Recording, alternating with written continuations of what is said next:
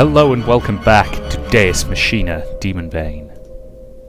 Most of the bullets are caught by the wind barrier and diverted, but one of the high-powered rounds from Cthulhu breaks through. Shit! As the bullet streaks toward his face, Claudius follows it with his eyes and reads its path. He throws his head to the side and the bullet passes fruitfully by. Taking advantage of his momentary focus, I draw the scimitar Barzai and dash towards him. Saya!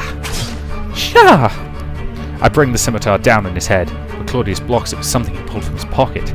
It's a little mallet with a ball on a string? A kendama?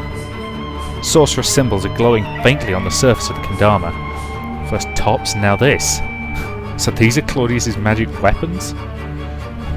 Seeing my surprise, the boy grins crazily. Yo, I've been waiting for you, you insta-mix motherfucker! You killed Caligula! Don't think you're gonna die easy.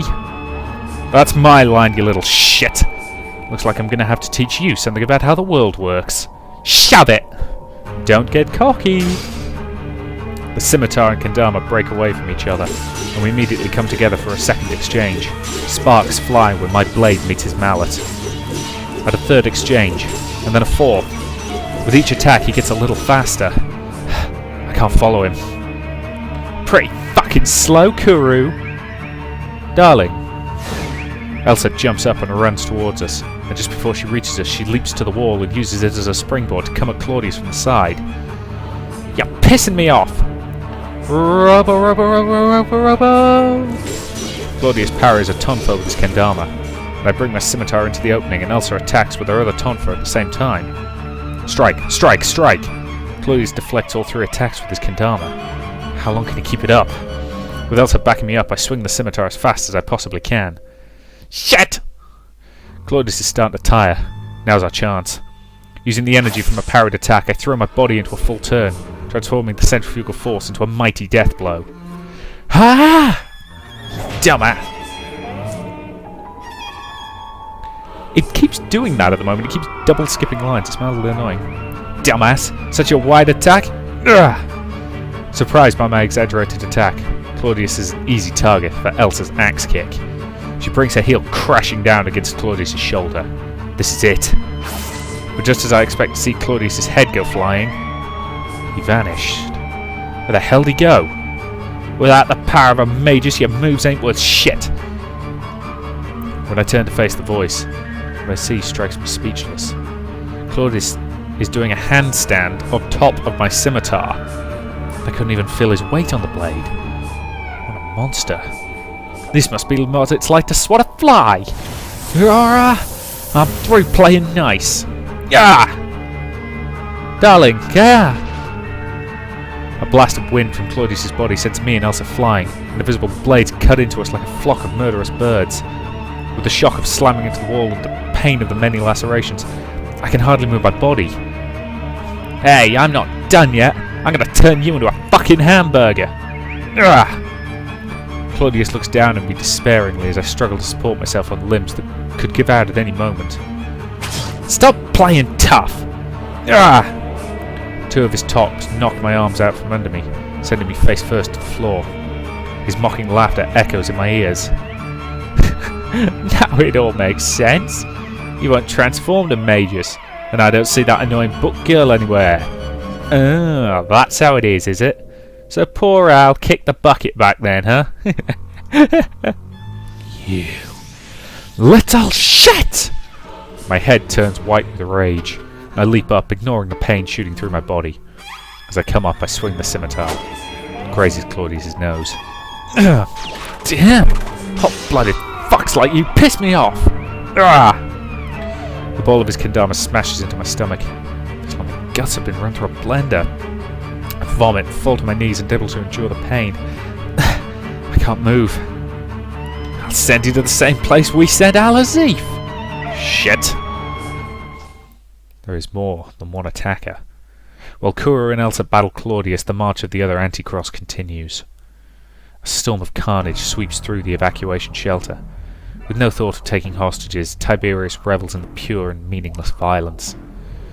Oh, you're all so wonderful. Oh, you're the best.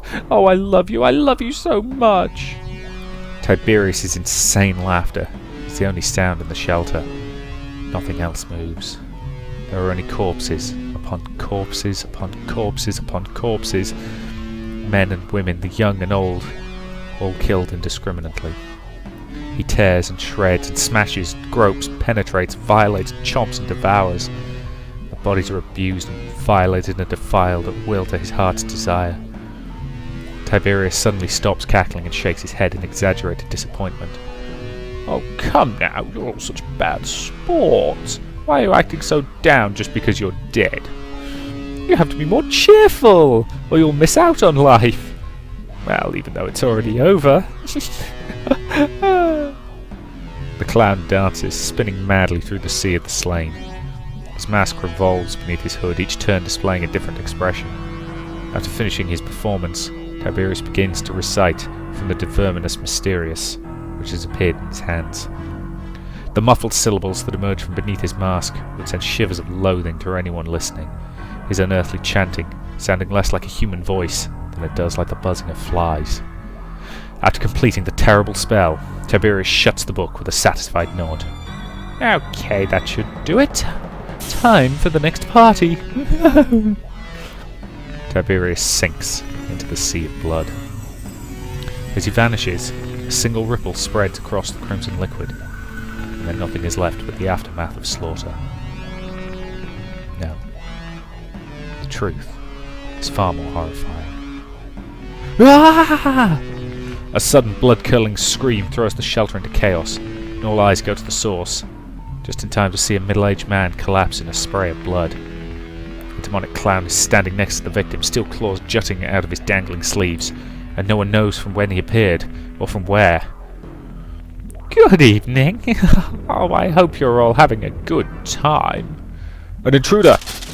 The guards stationed in the shelter run over and open fire on Tiberius. They're armed with military-issue machine guns, weapons made less for self-defense than for brutally murdering the enemy. Thousands of bullets tear into Tiberius. His flesh bursts, his bones are shattered to pieces, and his entrails go flying everywhere. Half his face is gone, his arms are ripped apart, and giant holes penetrate his body. And refugees crowd to the horrific scene before their eyes. As the gunfire ceases, Tiberius' ruined body falls to the floor. With the enemy silenced, the guards lower their weapons. But they seem to have relaxed too soon. "You guys just never learn." The enemy they just killed, or rather pulverized, is laughing. His tattered flesh pulses and swells, filling the holes made by the bullets, and as Tiberius rises, the guards scream with true terror. The face underneath the smashed mask is that of a corpse. His body does not return entirely to humanoid form.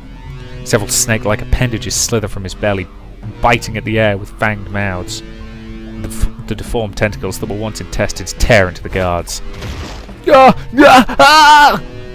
One man's neck is ripped out by a tentacle's teeth, another man's entire skeleton is crushed by the tentacle binding him, and yet another man's intestines are being eaten alive, and each of them is an utterly gruesome sight. Once the guards are all dead, they'll be next. Overwhelmed with fear and panic, the refugees swarm towards the exit, each thinking only of his or her own survival. "Ah! Colin!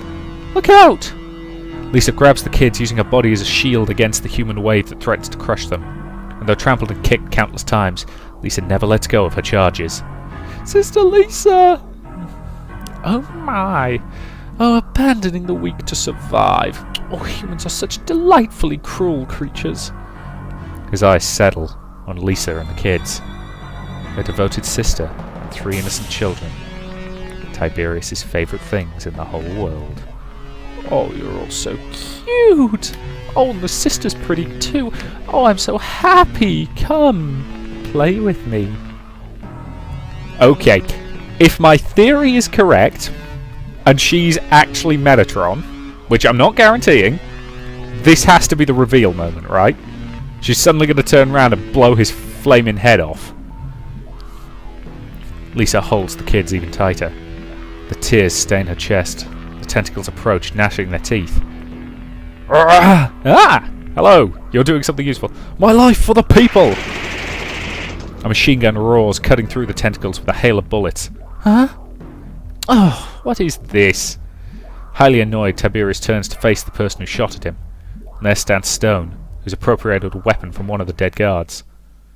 "Sister, take the children and run!" "Officer!" "Don't interrupt my fun, you sweaty brute!" The tentacles target Stone. But just then, another person slams into Tiberius from the side, knocking him off balance. "What the—" Why do I keep getting into these messes? Inspector Ness! Seizing the opportunity, Ness grabs Tiberius' arm and throws the clown mightily over his back. Tiberius slams into the ground, face up. "I'll have you know I'm a black belt!" Without missing a beat, Ness whips out his police baton and plunges it into Tiberius' eye, then toggles the switch on the haft to full power. Electricity surges from the baton, power enough to be clearly visible. Tiberius collapses, convulsing wildly. Now's our chance. "Okay, get up, everyone." "Hurry, we have to go." Okay, maybe she's not Metatron. I'm still not saying it's... I still have that theory. It would make sense, based on what we know. Lisa and the others run from the shelter. As soon as they clear the area, Stone rips the pins from several grenades and tosses them inside, then turns and runs as the explosions thunder behind him. "You've sure gotten violent." "I'm merely adapting myself to the nature of our enemy." They keep running, knowing that Tiberius isn't dead yet. Ahead of them, Lisa and the kids suddenly stop dead in their tracks. Stone barely manages to keep them bowling them over. "What's the matter?" There's no need to ask. They can hear many screams coming from further down the passage. No doubt those are the civilians who ran first. Whether they advance or retreat, enemies are waiting. Looks like we're boxed in. "Sister Lisa?" "Everything will be fine." The screams soon stop, only to be replaced by an eerie silence. Stone moves to the front of the group, holding his gun at the ready, and cold sweat rolls down his face. "Come and get it." "Huh?" They come from the darkness at the edge of the passage, approaching with terrible languor. Yet nothing is more hideous than their appearance. "Can't be." "No! No!" The shapes that approach, filling the corridor from wall to wall, are those of the escaped refugees. But there is something wrong.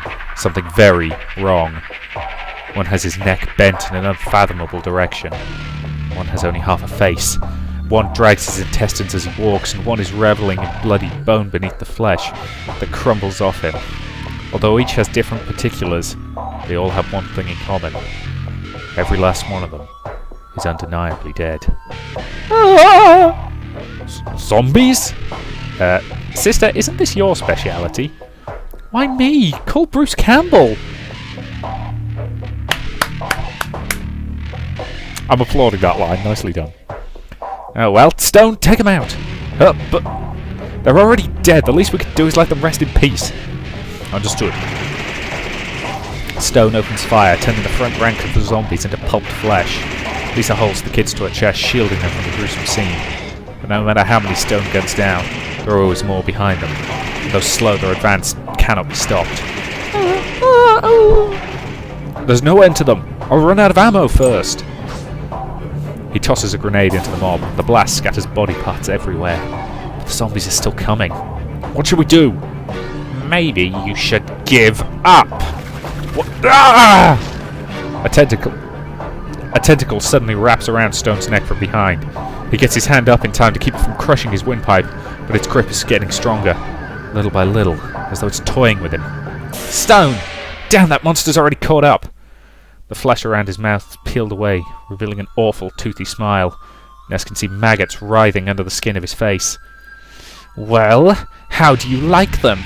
This is the power of Verminus Mysterious, which can control even death. So you're the one who made everyone like that? Bingo! Welcome to the afterlife, sister. Now, it's time to party. Right, this guy continues to make me feel like I need a shower, so that's a reasonable point to end this part, so thank you very much for watching, and I will see you in the next.